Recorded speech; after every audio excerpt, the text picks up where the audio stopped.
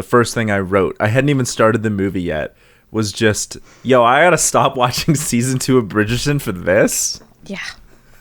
So I have to admit as well that I didn't watch the play because I was going to do that this morning, and instead I slept in. That's okay. I wondered about that. Welcome. You are entering a strange realm. A realm of what-ifs. What if movies, television shows, and video games were better, worse, bizarrer, or downright different? What might they look like? Find out on today's episode of CineCasters. Welcome back to the CineCasters, the podcast where we watch TVs, movies, sometimes video games, which we haven't done yet, but we keep talking about. Well, we should really do that. And then we pitch them back to each other to try and parse out what made us feel good, what might have worked, what might have been different, in an attempt to try and see what the real goal of the movie was and how might we make it different or make it work better for our individual tastes. I'm Janglez the Strange, and I'm joined today by Alyssa. Hello. And today we are looking at the 2014 movie version of the classic Sondheim musical, Into the Woods. Yeah, I've seen this movie before. I like it. Yeah, I've seen this movie before too. This is my favorite Sondheim play, actually. Okay. I think we were talking about this because I was talking about Sweeney Todd for right? Yeah. School assignment. So this is my favorite Sondheim play, and I hate this movie.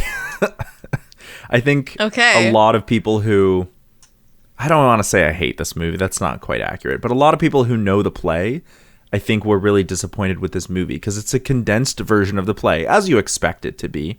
Yep. But a lot of there's like a soul or something missing from this movie. The play, okay, so as you said, before we started the show, you said you hadn't watched the play. I did send you a link to the play, but you just didn't have time. You've got other things going on, which is totally understandable. I rewatched the play in preparation and then watched the movie as well. And I gotta say, the play is funny. The characters are alive. The movie is like almost the events that do happen on screen are almost a one-to-one event of what happens in the play, except the jokes that are in the play don't land when you're on television, like on the screen. Yeah. Like, there's a point in time where Cinderella is like, oh, the birds are my friends and they'll do this and blah, blah, blah, blah, blah. And Red Riding Hood is like, you can talk to birds? That's supposed to be a joke. And it's not played like a joke. I thought it was kind of funny. It's a little glib, like it's not. It's like Red Riding Hood in the play is like really sarcastic. It's really funny, but like she'll be like, the birds will help us and they'll blind it. Okay, fly, my friends, and the birds fly away. And Red is like, you can talk to birds? Like that's just a thing you can do. There's another point in time where Cinderella even says, despite what people think, I actually do enjoy cleaning sometimes. And it's supposed to be played for laughs, but in this version, it's just sort of like, she's like, I do actually like cleaning sometimes. It's not a joke. Yeah, something about the delivery is just a little different. Yeah. The best part of this movie... Oh, go on. I was going to say, I don't know if my friend who I went to go watch it with, if she had actually seen the play as well. But I remember her being like, this is just a grab for a award. Oh, yeah. Because it's got so many big names. Let's just do a musical. Because it has all the big names in it. And a lot of them took pay cuts. Like, you can tell this movie really would have benefited if it had huge production value. Like, Mamma Mia came out a couple of years before this one did, in like 2008, I think, or 2008. So it came out maybe 6 years before this one. And it was huge, like the spinning cameras, and it was cheesy and hokey, and everybody loved it. Like, I don't care who you are, everyone loved that movie. Yeah. And this movie doesn't have that. It did. Like, actually, for me, the most disappointing part of this movie is almost how the actors like play the movie. Not that they're bad. It's the witch is supposed to be so funny in this movie. And Meryl Streep is not funny. She's just really serious. Yeah. And everyone was like, She, like, you could tell it was there, like they were trying. It was probably more so in the writing than it was in the acting. And I don't say it was bad acting because I think that they all did their parts well if they were trying to be somewhat funny. Yeah. But there's a scene where the witch in the original play, there's a scene where the witch is trying to describe how big giants are. And the way they do this is like everyone's facing out into the audience, and as she describes how big they are, their heads go up as though they're looking higher and higher. And so she'll be like, well, how we can fight against it? And like, no, you can't fight against a giant. Like, it's a giant. It's huge. And they all look up, and she goes, bigger. And they all look up again, and she goes, so big. And it's just so funny. Like, I don't know. And Meryl Streep is an excellent actor, but I actually was blown away by how not funny this movie is. yeah. I don't know. It's the tone that I wanted from this movie is when the two princes sing Agony. Yeah. That was good. That's what I wanted from this whole movie, where you're just like, yes, this is so cheesy and so dumb. Because it's a fairy tale, right? It's all these fairy tales mixed together. So the characters can't really be serious because they're archetypes. They're not real characters. They're not fleshed out. They're just fairy tales. I don't really know other way to describe it. So like when the princes are there and they're like, you know, am I not charming and passionate? And like they're so into it and like ripping their shirts open. It's stupid, and I wanted that for the whole play. Like you can still have emotional stakes, but have the movie be cheesy and funny, and it's not. The princes have names. In the play, I think they're called Cinderella's prince and Rapunzel's prince. That's it. Yeah. Well, I mean, he's called funny. Prince Charming, right? That's that one line where the baker's wife goes like, is he charming? They say that he's charming, which is such a good line. Yeah. Yeah. But we should talk about the music. I had fun listening to it. I always do. Yeah. I like musicals. I like the music from this a lot. The best, and this is kind of both a praise and an admonishment of this movie. The best part about this movie is the soundtrack by far. Yeah. It's a phenomenal soundtrack. Now there are some songs missing, like the ends justify the beans. So there's the part. Let me explain. Okay. There's a part where the baker's wife upsells these magic beans to Jack in order to get the cow to get Milky White. Mm-hmm. So she's got the beans, and she's like, "Oh no, we can't give him the beans. These are our prized possession." And then he's like, "They're each worth like 5. They're each worth like £1 each." And so she gives him the beans, and she's like, "They're a bunch of so we'll keep this one bean," and totally upsells the beans. And the baker's like, "We don't know that they're magic. We don't know what this is. Like that was totally you just ripped this kid off so we could get a cow." And she's like, "You don't think that having a baby is worth like ripping somebody off? Like we're doing this in order to have a child, and so we can do bad things if it's for a good purpose, and in the end the ends justify the beans." Yeah. Right? And it's a song. It's really funny. It's cheesy. She sings it. The ends justify the beans. There's also a duet that they hint at where the baker meets his father and they sing a duet about running away. Mm-hmm. They sort of do this as a flashback, like he's having an imaginary conversation with his father, but that's a whole duet. Yeah. So it wasn't a whole duet in the movie. It's not, no. So we do get some cuts, and the movie is like truncated in that when they all get their happily ever after, that's the intermission, and then we come back. Yep. And they do a reprise of Into the Woods where they're like, "This is great, but I actually like." It's not the end, right? They sing a finale, like not a finale. They sing the first act finale, and it's actually like it's happily ever after, and then before the curtain falls on the first act, there is a narrator in the play, and he goes, "To be continued," and then the second half of the play is there where they do all the giant's wife comes down and the baker's wife dies, and it's sort of like things that you like the movie even says in the finale, not the finale, but wishes come true, not free. Yeah. Right? And so that's sort of the moral that the movie goes through, but it is truncated, and it's not poorly truncated. It's just it's not funny, and I feel like this movie really would have benefited from a big budget. Give me a big budget with like lots of huge, because there's some scenes where they show them in the forest with like aerial shots and sweeping cameras, or even the waterfall scene where it's cheesy and they're singing on the waterfalls, and you're like, this looks spectacular. Where is this? Yeah. But I think the reason for that is go on. No, I just was umming. Oh. I think the reason for that is a lot of the production went into the music. Like, you can tell the music is really good. It's really good. Yeah. Yeah. Yeah. No, there's like the one part that I actually thought was probably the funniest part is just like when Cinderella and the baker's wife are arguing in the forest, and she's like, I need your shoot to have a child. And she's like, I thought that was hilarious. What? And then and then when they actually like when Cinderella on the marriage day, the wedding day or whatever, and the baker's wife is there, is like, thanks for the shoe. Yeah. And it's just like, that was so funny. Yeah, there are. But like, that was probably the funniest thing in the whole, other than Agony. Like, oh, so Agony is just so funny, and it's a good song too.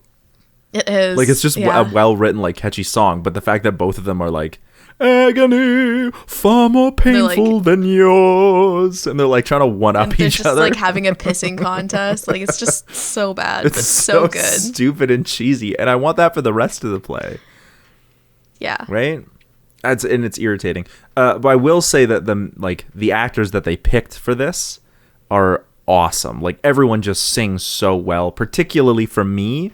Anna Kendrick is Cinderella. Oh, yeah. When she sings the song on the steps of the palace.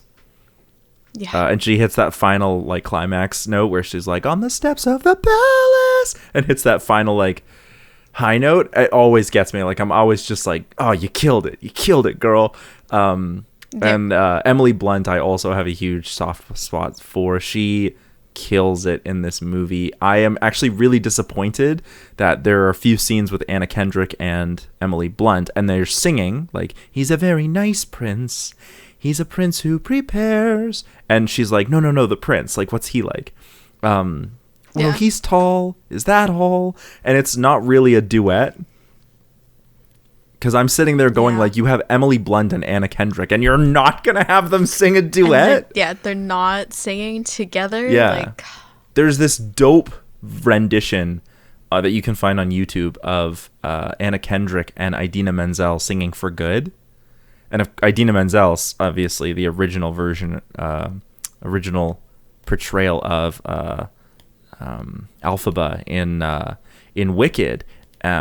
And it's like, you can tell, like, Anna Kendrick is blown away by the opportunity to sing that song with Idina Menzel, and that's what I want. Like, you've got two huge names. Like, I don't know. I just wanted a duet from them. Like, I know at the end we get this beautiful duet between the baker and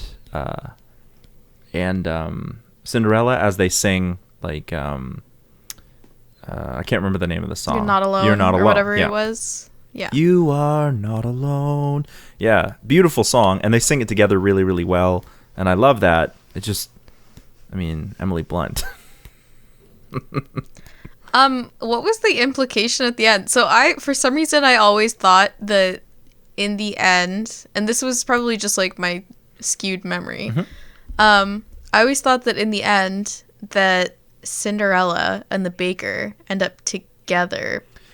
No, it's never specifically implied that they're like romantically involved. It's just they all choose to stay together. Yeah. So and like they just have a big happy family of 5 weirdos who just decide to stick together. Yeah, and I like that. That's us, right? I actually, yeah.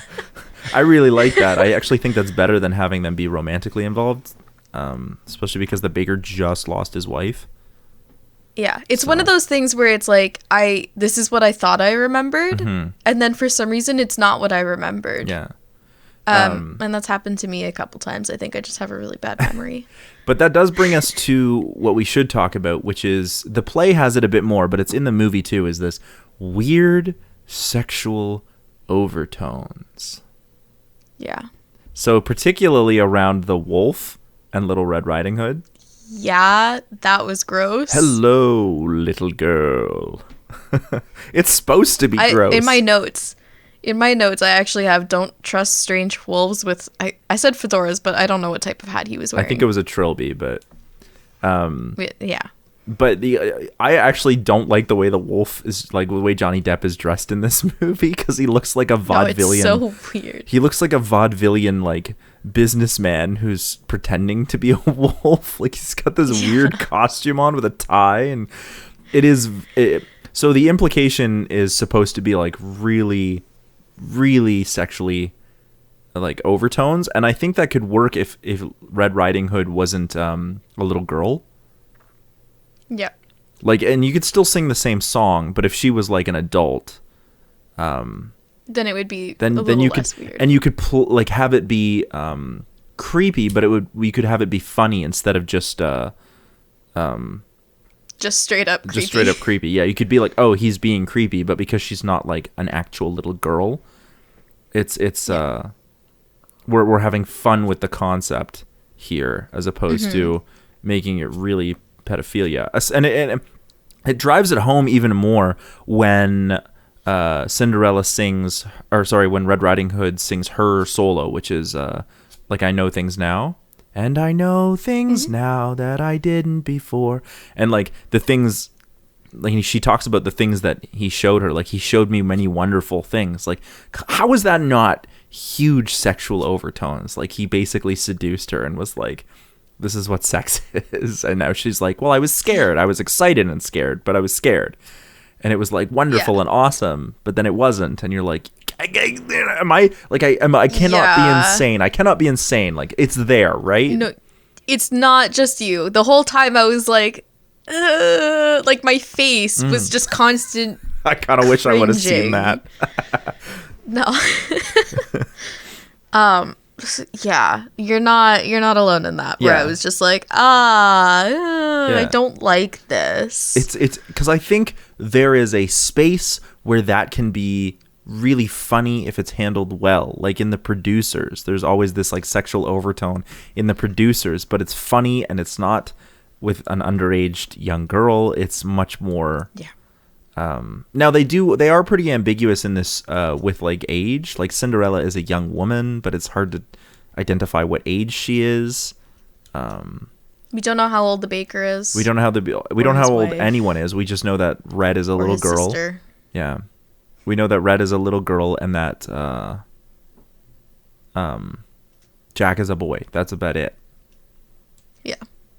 In terms of the other thing in terms of sexual overtones is when the prince shows up and just decides to like seduce the baker's wife, and that part, like to his credit, Chris Pine plays the prince so well. It's so cheesy. He more than anyone in this movie got the tone right, in my opinion. Yeah.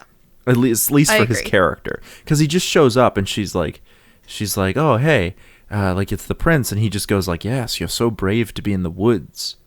May I kiss you? And it just comes out of nowhere because he's like, it's just this ridiculous prince, and then he like up and leaves like, I shall not forget you. And then she has this whole thing where she's like, did he really just kiss me? But the implication is that they didn't just kiss. They like went for a roll in the hay. Yeah. Yeah. So yeah.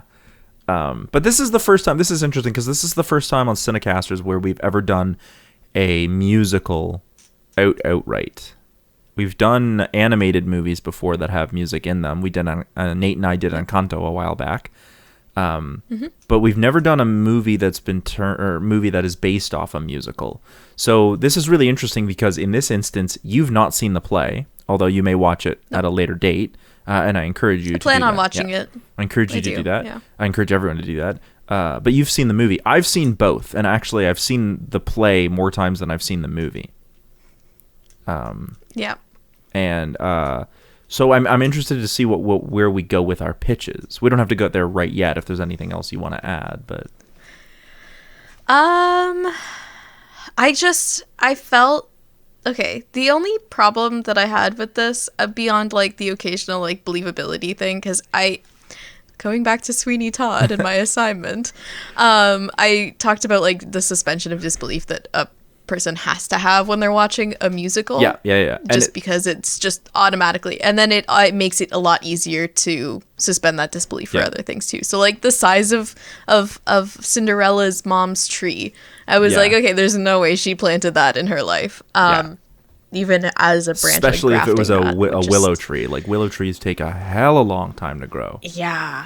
So I was like, okay, that was my only first note where I was just like, wait a minute. But then everything after that, because it's already a musical, I was like, whatever. But that does bring up... But then I had a really hard time... Sorry? I'm sorry for interrupting, but that does bring up a really, really interesting idea around how the proscenium of a stage is different from the frame of a camera. Yes. Right? In terms of, not just in terms of craft, but in terms of the suspension of disbelief, right? Because we're dealing with these two different things, these two different art forms, and how they're similar, but still different, there is a difference in the suspension of disbelief. Because when you watch a film, when you watch a play, there is a, almost a contract around how much the audience is involved. And oftentimes when you break the fourth wall in a play, it's very, very like you're playing with the audience. You know they're there. And plays do this all the time. Like if you've ever seen, it's not often written in, but actors will sometimes like break the fourth wall and play with an audience as something is happening. And it can be really, really fun if it's done well. Because for the most part, it's the fourth wall in a play is only there if the actors want it to be there, because the audience is right there. You're acting to them, not to a camera. Yeah. Right? So subtlety is gone, but also like you can bring the audience in. If the audience stays and sits, they choose to stay and sit, there's a contract involved. With a film, you can only play to what's happening in that room you're in. An audience isn't required to have the same kind of I bought the tickets, I'm sitting in the theater, I drove however many kilometers to get here to enjoy a film in which I am actually almost partaking in like the event itself, you know? Mm-hmm. If the audience isn't there's there... Also, yeah, go on. I was just going to say, there's also like, if most films are like really applauded if they are considered like believable or realistic, right? Like realism is a huge thing in film, whereas with plays, it's like you almost want the larger than life it's spectacle. To be on stage. It's spectacle. It's what can we pull off with practical effects that's never been done before. So if we're talking like specific examples, the Phantom of the Opera often will have a chandelier that crashes into the stage. So it's a chandelier that sits over top of the audience. And then during that one part, it actually like, so the chandelier is part of the theater, or at least you think it is. It's part of the theater. And then it drops onto the stage and crashes into the stage. And people are like, it's this huge, fantastical thing where all of a sudden what was happening on the proscenium like bled into the audience as the chandelier went from part of the theater to on the stage. Onto the stage, yeah. Which you can't do in a film. It's just not possible. And so realism, the subtlety of what the camera can pick up when it's close, becomes more of the focus. And I think this movie does suffer from that. There's not enough spectacle because they want it to be believable, but there's not enough believability because it's fairy tales. Yeah. Which is why I think Agony works so well. Agony. Yeah, so funny. Anyway, sorry. I'm so sorry for interrupting, but I did think that was an excellent point around like how the proscenium is different from the frame, the borders of a frame on a camera in terms of believability. Yeah. That was a good sidebar. I'm glad you brought it up. No, so the thing that I like really killed me at the end was that none of my questions got answered. Right? Like, okay, so is there going to be a royal divorce? Well, no, I think they're just going to claim she got squished. That would be my guess. maybe is there gonna be like, I don't know, I feel like the blonde prince should have become the king, and then like there's just so much that left, like it just didn't get answered, you know? More of it gets answered in the play, because in the play they do a big finale at the end. So in this, all we get is like it sort of ends on like, and it's part of the finale, but we end it with the witch singing like careful what you say, like children will listen, wishes come true, not free. Like there's that whole song she sings at the end, but they do all come together, like everyone on stage, and sing a sort of reprise of Into the Woods, which is also Happily Ever After. Like it's the same song, and there's like a big climax where everyone's like, and Into the Woods, yay, we did it, we all sing together, and it's all good. Where we don't get that in this version. It's sort of like a melancholy ending where they're like, you know, the baker explaining what had happened. I like that it came full circle. Yeah, where like we were being told the story as though the baker was telling the baby and we were the baby, or not necessarily, but we were listening to the story that the baker was telling his child. It was an interesting way to do it. Because it was, the original play does have a narrator. He's on stage, so I like plays that do that. You'll like this play then. You should watch it. My favorite opera had a narrator in it. And the narrator, when I went to go see it, because I actually watched it live, it was like so funny because the narrator was like a part of it, even though he wasn't actually like a character. Oh, you'll like the story. You'll like the proper play version of Into the Woods then. Yeah. Yeah. Cool. Yeah. That's all my notes. Like, honestly, the rest are just like, wow, Anna is so pretty. Oh, and, yeah, like, right? It's just Anna stupid Kendrick. stuff like I that. think I have no less than 4 or 5 times in my notes where I said either Anna Kendrick sings so well or Emily Blunt is like sings so well. I didn't even talk about how pretty they are, and they're both gorgeous. Yeah.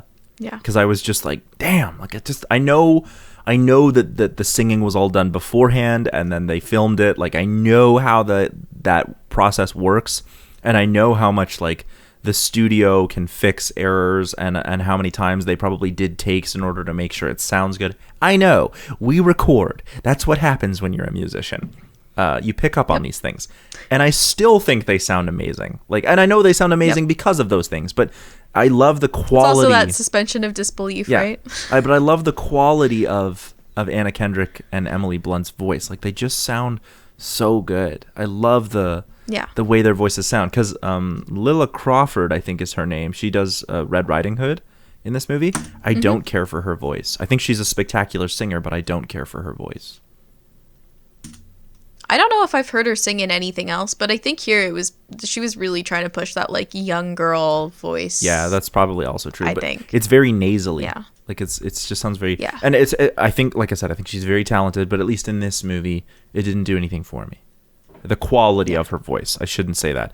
The talent, control, and like prowess that she showed was excellent. It's the quality of her voice that I didn't like. Didn't care for. Yeah, it was still good. Yeah. Yeah. Yeah.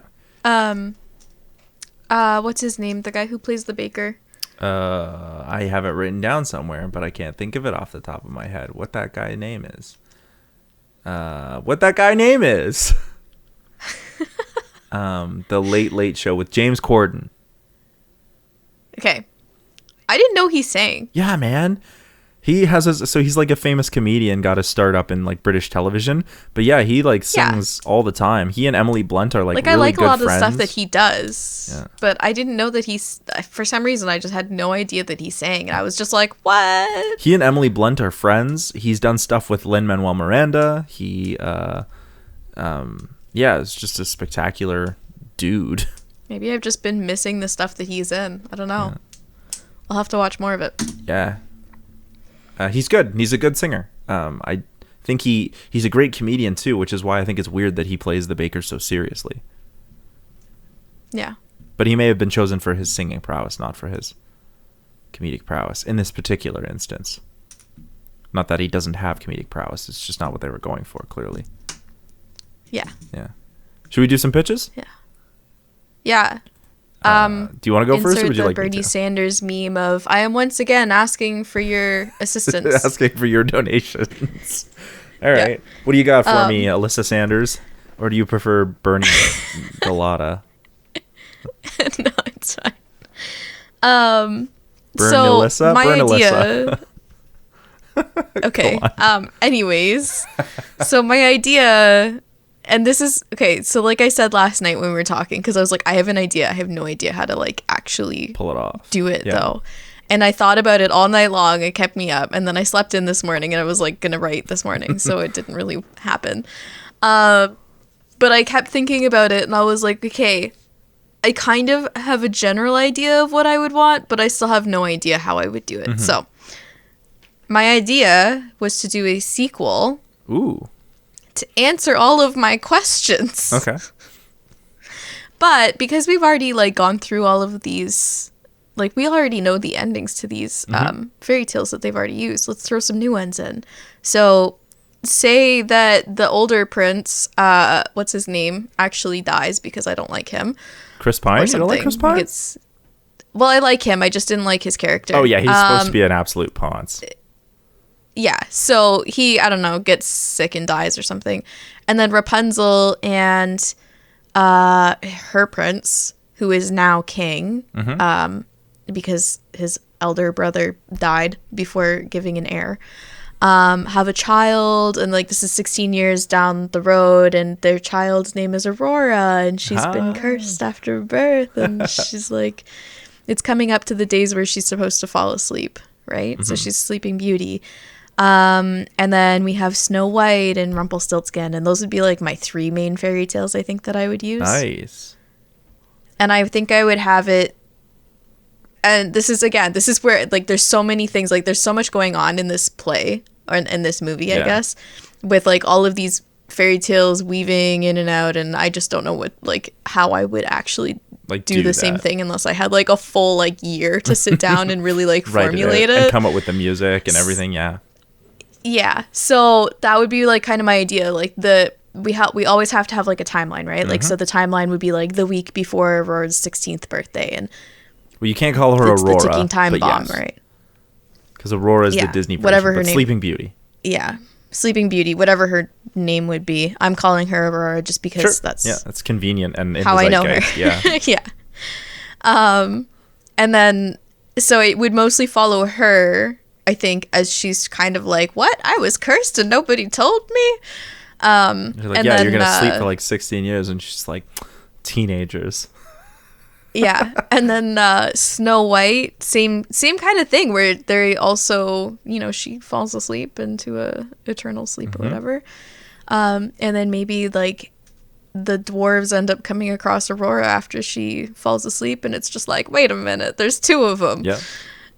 And then we find out that there's like more princes from other kingdoms, Yeah. and I don't know. I really don't know how I would do it. I wanted Rumpelstiltskin in there, but I have no idea. I think how he would fit. Rumpelstiltskin is like, would it be honestly- his origin story, or would it be like him as the evil quote unquote Rumpelstiltskin that he becomes? I don't think Rumpelstiltskin is necessarily evil. I also think he's probably the most interesting character in terms of what you could do with him. Like, they always play him off like as he would be evil, so but- funny. But what I I think, think that he would be the antagonist without actually being a real villain. like the witch in this like he movie. would be really cool. In this movie, the witch is only bad because she wants to break the spell, and she's like rather manipulative about it. But the only reason that she's like all old and wrinkly is because she had a curse that she couldn't lose the beans. Her mother laid a curse on her. If she lost the beans, she would turn into a ugly old hag. And then when she in the play, it's more thought out or well developed in the play. In the play, when she gets her like looks back and the curse is broken, she loses her power. Yeah. So it doesn't really explain that. So I would love to see that explained. But it'd be interesting. I would like to see that explained. It'd too. be interesting also to play with Rumpelstiltskin because his power comes from when he knows another thing's name.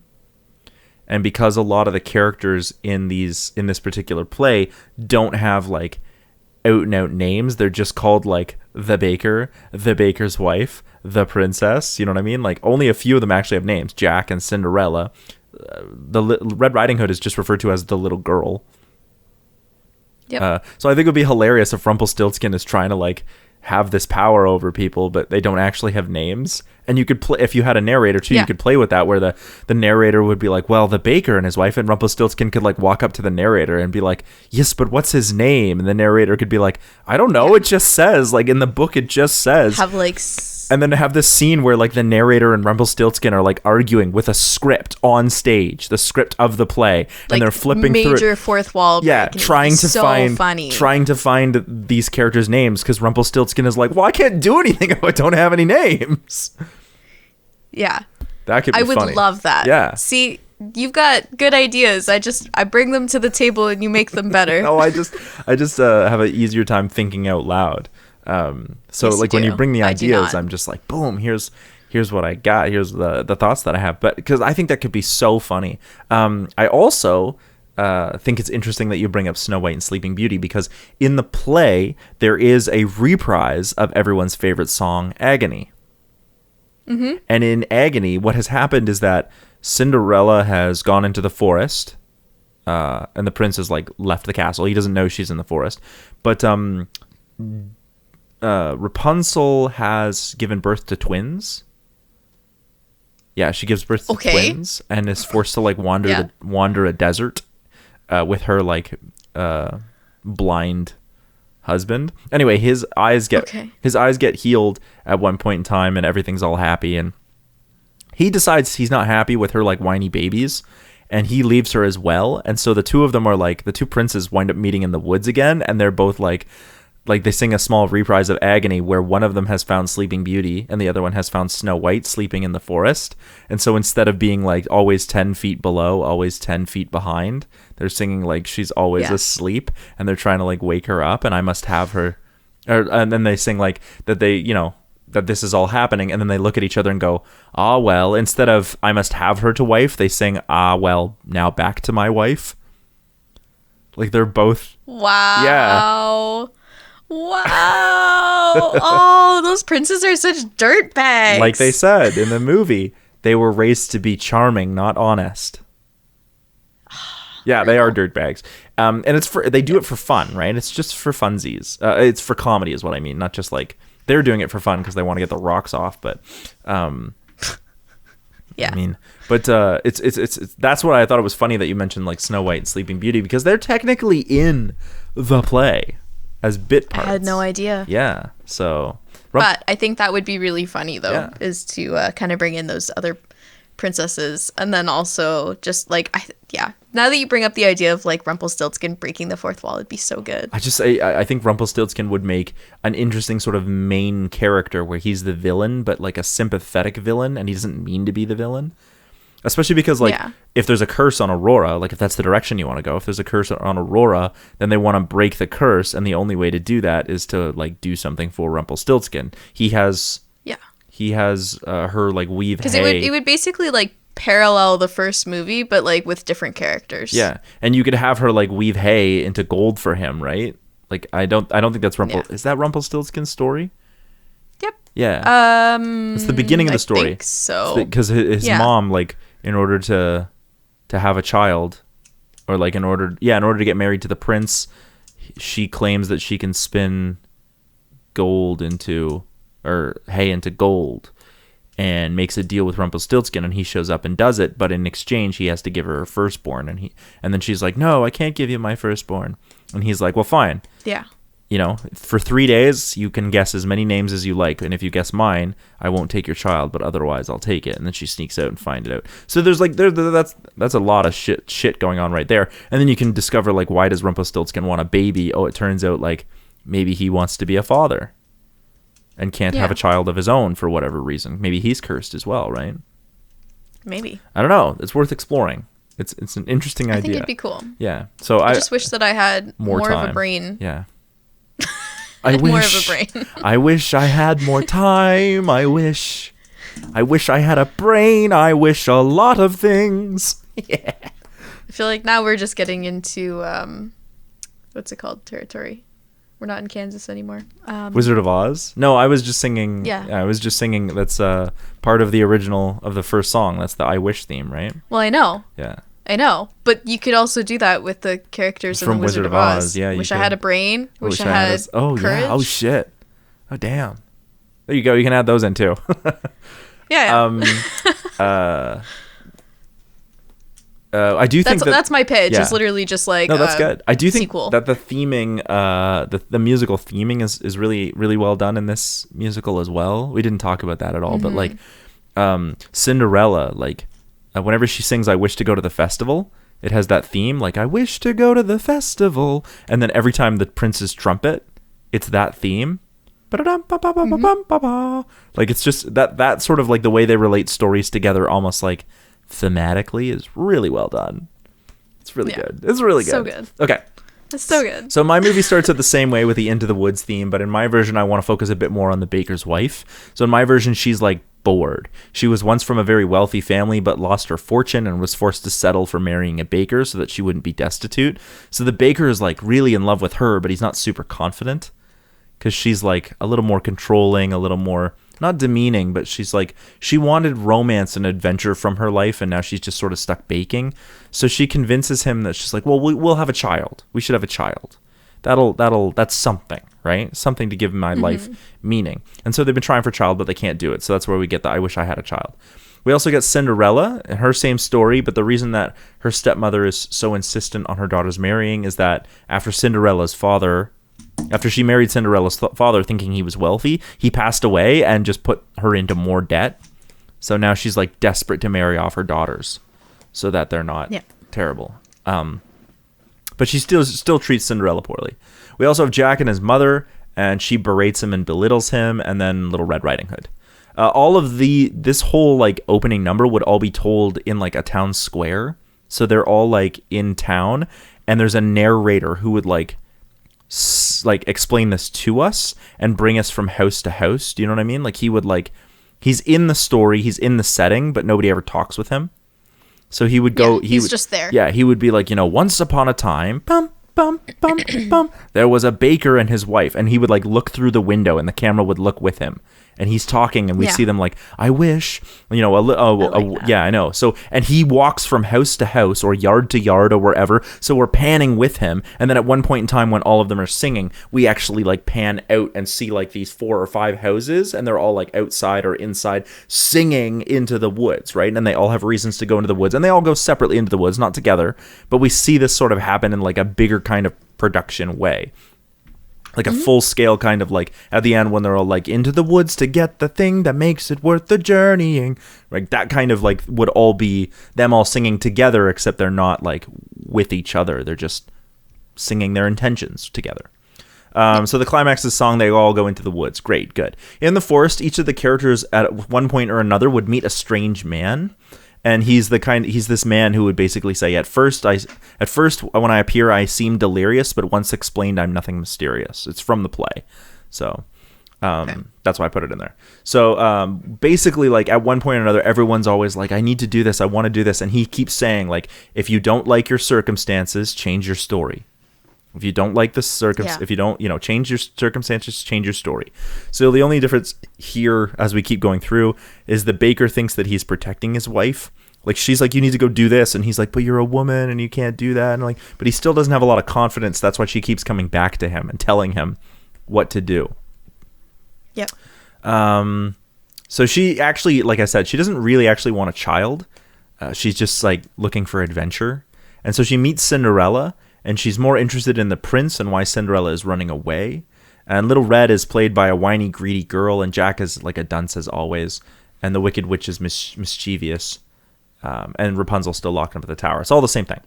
Everything plays out the same way. But when the baker and his wife find 3 of the parts for the potion, they sing like You've Changed in the Woods. Like, you're different. You're getting us through the woods. And the reason for this is because she's actually like more interested in him now that he's like gained some confidence. Like it's not about the baby, it's about her like vanity. Like he strokes her vanity now because he's more adventurous. So and then the narrator continues to tell the story as it goes. Eventually Jack comes down the beanstalk, the giant follows him and he chops it down. He goes to buy Milky Way back, but the cow dies like before. The witch brings it back alive because she can do that, and everyone's sort of amazed. They're all like, we didn't think you would like do something kind. Like we know it's for the potion, but that's also like you brought something back to life for somebody else, right? So they're sort of weirded out by that. makes the potion, the curse is lifted, and the witch turns back to her enchantress version of herself as opposed to the witch version. They all seem happy, but then a giantess comes down the second beanstalk and is looking for Jack. And they all spread out to find him, and the prince meets the baker's wife, and she like wants to be seduced because she's like, oh, it's a prince, like, and so she like, they like do their whole thing and basically out and out sleep together. The birds tell Cinderella while she's searching for Jack, and she realizes that her dream was like too good to be true, and now she wants to like, she's decided she wants like a normal life, like something in between, not a nightmare, not a dream, just something in between. Because her whole thing when she sang on the steps of the palace was not to decide. Like she had no idea how to decide. Yep. So for the first time, she's like really choosing. Yeah. So then the baker's wife, after the prince leaves, all of a sudden is like, I feel like I've done something wrong. Like he just left. Like there was no romance. It was just physical, and then he was gone. Like that's not what romance is. That's not what adventure is. It's just, and so she's having like remorse, and she realizes that what she really wants is to be with the baker and their baby. And Jack doesn't want to be dumb. And his mom basically is the reason that he keeps going back up, because she's greedy and like abuses him. And Red doesn't want to be the spoiled little kid. And the witch wants her power back. And the mysterious old man then sings a song, change your story, change your circumstances, right? That would be a new song that I would add. And it reveals that he's the baker's father, and then he wanted to help lift the curse because it was his fault. He wanted to change his story. So then they're all getting together and they're singing like, it's your fault. No, it's your fault. And it isn't mine at all. And some of them want to give Jack to the giant. Some of them don't. And some of them feel like they're going to trick her and decide to give her somebody else. And so like, well, who would we give? Like, who would it be fair to give to the giant? Because we won't give him Jack because that's not okay. So who would it be fair? And at this point, they all turn to the narrator. And the narrator's like, well, you can't give me to the giant. And they're like, yeah. He's like, well, somebody has to tell the story. And the witch, this is straight from the play, the witch goes, well, some of us don't like the way you've been telling it. Right? Oh. And so they give the giant to the narrator to the giant. And she's like, this isn't Jack. This isn't what I want. But he winds up dying. And then the story stops because there's no one to tell it. Okay. And so they're all just sort of like standing in the woods, and they're like, well, what do we do now? Because there's no one to tell them what to do or where to go. So they're like, okay. But of course, the point is that you tell your own story. And so Cinderella starts by deciding that she wants to have a life that's her own. And then Jack actually is like, I want to actually be clever, and I don't want to have to deal with my abusive mother. And Red decides she's not going to be an impetuous child. And the witch is like, I'm not actually that cruel. And the story continues, but they're all telling their own stories now. So it's still interwoven, but there's no narrator dictating what they're like. And so what I would have at the beginning is like when the narrator says like, you know, a little girl who likes sweets and whatnot. It's like, that's what he described Red as, but it's not what she is anymore. And so they like tell their own stories. And so the baker wants to run away because basically they all change their story, but the giant is still around, and he winds up crushing the baker's wife, even though she's decided she wants to be like a dutiful and like kind person who loves her family. But she winds up getting crushed by the giant, and the baker wants to run away because of his wife, because she was the one where he got his confidence from.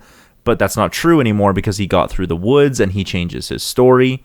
And then we can have the baker's father show up because he helped lift the curse, and basically tell him, like, if you run away, you're not changing your story. You're letting it be told by somebody else. You're leaving that story behind so somebody else can tell it. You have to tell your story. And so the baker comes back, and the new clever Jack and charitable Red and decisive Cinderella and confident Baker come up with a plan to defend the kingdom from the giant, and they defeat the giant. The baker then tells Jack Red that they must stay with him because it's the right thing to do, and he's like confident, like, I can look after you. I know how. I have the skills. He's confident now. And Cinderella asks to stay as well because she knows it's what she wants, and so she decides on that. And then they sing Into the Woods finale, which would be a reprise of their own like a reprise with their own story theme. So at one point in time in in the song that the baker's wife sings. She says like, was that me? No, it was. Was that him? Yes, it was. Was that me? No, it wasn't. I'm in the wrong story. Like that theme would be like, whose story are you in? And that would be the theme that I would use. Like, change your circumstance, change your story. Yeah. And that's the end. I like that. Yeah. I like that. I wanted to play with the idea of the narrator. Like, because they're all fairy tale characters, we're sort of expecting them to be these archetypes. And then when they kill off the narrator, it sort of becomes, that's because all of us tell our own stories. Right? Yeah, they're not the archetypes anymore. Yeah. They are their own people. They're their own people. And the narrator was the one telling it, but he doesn't have to be. I like that, because it's almost kind of like part of the way through the story, you are like, okay, you're acknowledging that this isn't a play anymore, it's a movie. Yeah. Like, we're going back to that realism, and people have lives, and it's like the idea of, plays are a little bit more crazy and out of, like, and, whatever. Yeah. But, like, movies are not as much. I mean, you could still do this as a play either way. I'm just like looking into it that way. Like, that's just me. I just like the idea that because